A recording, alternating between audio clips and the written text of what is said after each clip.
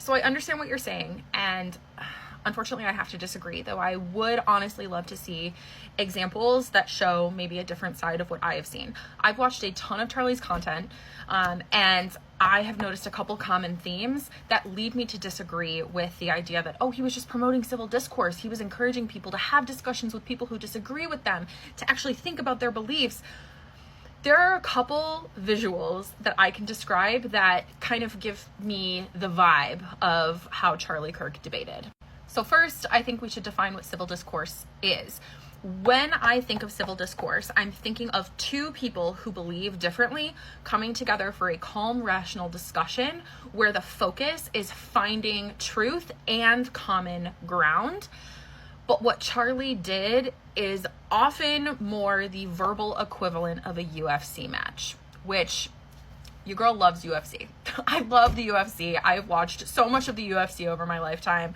When there is a fight night that I don't have to pay for, you best believe I'm watching it and making wings as well. But anyways, UFC fights are not always about the best fighter winning.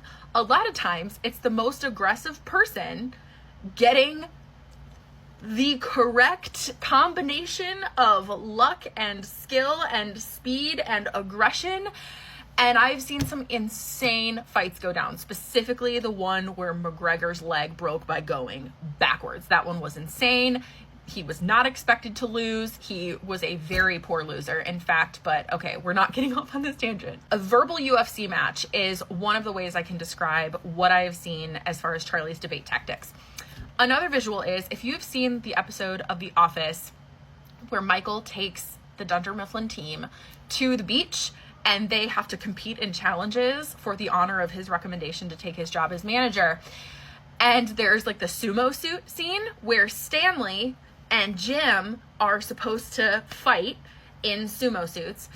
And Stanley just runs at Jim, and Jim like backs out, is like so freaked out that he backs out of the arena and therefore loses the match. How Charlie engaged in these conversations from the extensive content that I have seen, and again, I'm always open to seeing content that contradicts what I'm saying, because I think we all need to be open to being wrong. That's honestly one of the things that peeves me so much about this entire topic and all of the issues it's uncovered. Both sides are rarely saying, this is what I feel, but I'm open to feeling differently. Most of it is, this is what I believe because it's right, and if you disagree with me, you're an idiot. There are even some comments on my video that you commented on where people are saying, like, I lack the ability to reason logically. Also, a lot of comments about my nose ring, which if your entire philosophy is based on my nose ring, I have news for you. You're just really bad at engaging in civil discourse. And obviously, Sar, I'm not talking to you because you are actually engaging in a conversation, which I greatly appreciate. Also, fun fact about my nose ring, I got it when I was still a staunch Trump supporter. So, meh. What I have seen in large part when I have seen, again, I've seen so much of Charlie's content. And yes, full videos, not just clips. He tends to, when there's a point raised that he either can't defend against or isn't sure about, instead of conceding the point or asking questions or going, you know, I'm not sure, I'll have to get back to you, which by the way is an entirely valid way to handle a discussion. If you don't know something and someone raises a point you're unsure about, it is perfectly valid and actually the right response to go, I'm not sure, either can we dig into it right now or let me look into it and get back to you. But that is not what Charlie did in the videos that I have seen. When there's a point made that Charlie can't defend against or doesn't want to defend against or isn't 100% sure about, or it seems like the person is starting to get the upper hand, he does the Stanley in the sumo suit and just full force comes at them. And that can look like pulling on a little thread of something that they said earlier and completely steering the conversation away from the point he was struggling with and towards something he either knows he can talk about, he either has facts that he feels back up his point, or he knows the crowd is going to go wild for. One example I have of this is if you watch his debate with this girl named Tilly, I don't remember her last name. She was a student at, I believe, Cambridge, and she was debating him about his view of women, specifically that women need to be in the home having lots of babies, and that's what will make them happy, which, by the way, is bull. But anyways, Proverbs 31, baby. One of the things that happens during this debate is Charlie references these studies, these surveys that have been done where women in the West who have families, who have lots of babies, report being happier. And Tilly makes the point that these happiness surveys, these self-reported surveys, really aren't great when we're doing actual research. Self-reported anything is really considered to be not super solid when it comes to research. And later in the debate, Tilly makes a really fantastic point about how happiness is reported to be very high in, I can't remember exactly what country it was, but she made the point that in this one specific country, I think it was one of the Nordic countries, women report being very happy, happier than they are in the US, despite being part of the workforce, despite having a lot of these things that Charlie was arguing make women actually unhappier.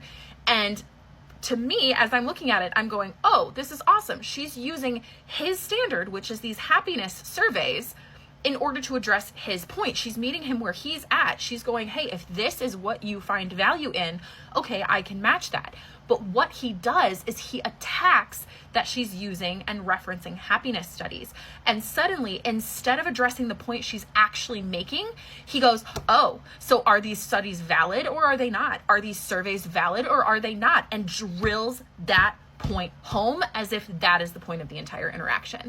And especially when you are, a college student thinking on your feet and you've prepared these specific points, you've prepared to defend a certain set of points. You're not necessarily in the moment able to defend every single thing that someone throws at you.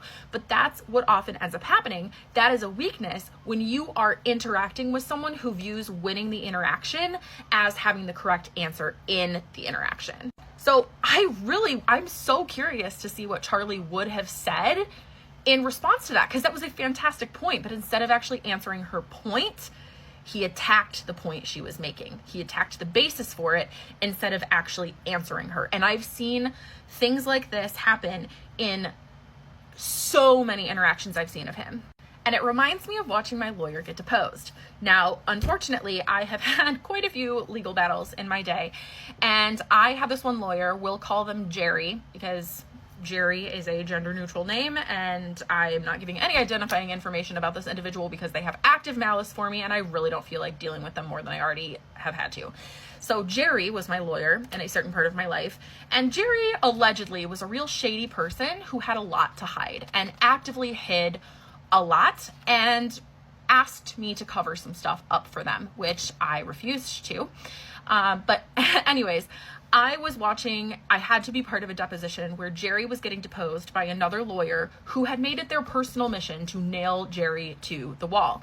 And during the course of this deposition, the lawyer who was deposing Jerry asked point blank questions that were very important to the case, and were also answers that would have made Jerry look real bad if they actually answered them honestly, which of course you're under oath when you're in a deposition, so you have to answer honestly. So to avoid being dishonest, Jerry would just skirt around the question.